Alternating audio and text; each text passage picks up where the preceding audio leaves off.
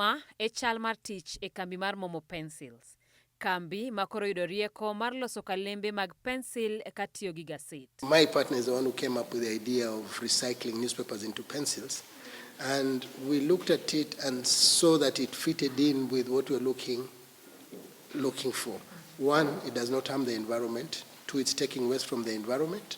And we're converting it into a beautiful product that can be used without any harm to the end users. Kambi mar MOMO Pencils yango ni tiyo gi gazzette e loso pencil bende en yor rito aluora.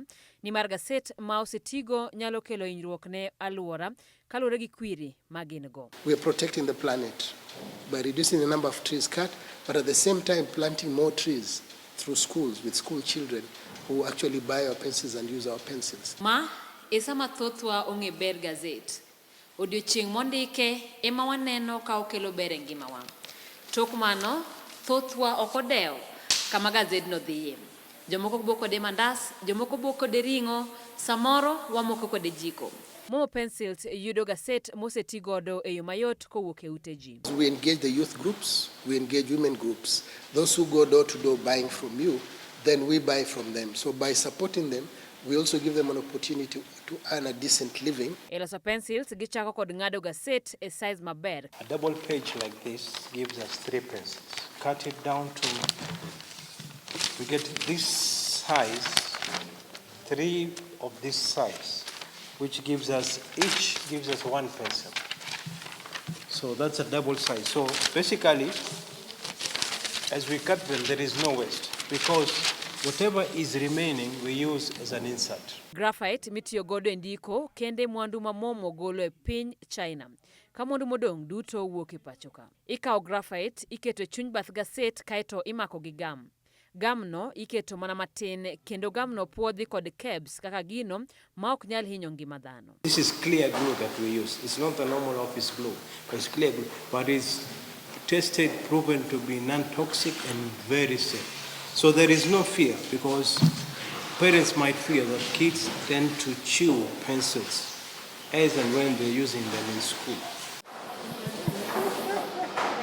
Masindni emitiyo godo e luro gazzette e kor kalam. Bang'e imoyo kalambe go e chieng'. Ka gisetuo, irego korgi mondo obed mayom. Gino mitimo mana gi lwedo. Tok mano, iketo tese mogik mamiyo kalambe go pichni. Moko iweyo nono ne jok madiher mondo losnegi kalambe go e yo makende kata ndiko e nyingegi. Masindni ema ketonegi jwala mogik. Onyalo loso kalambe 700 kuom nus dakika. Kane gichako, ne giloso mana kalambe 500 e odiochieng'.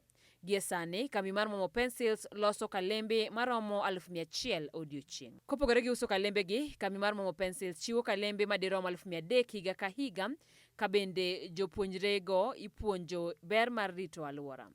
Kata kamano kambi ni kale midhiero mathoth gino mosetamo gi dongre mapiyo piyo. When we deal with traders, the trader is looking at the cost. It doesn't look at the positive impact your product is doing. He's looking at you're coming up with a product at this cost, yet I can get same kind of product for half the price. And it tells you very clearly, my customers don't care whether it's made from recycle, whether you're saving trees or not.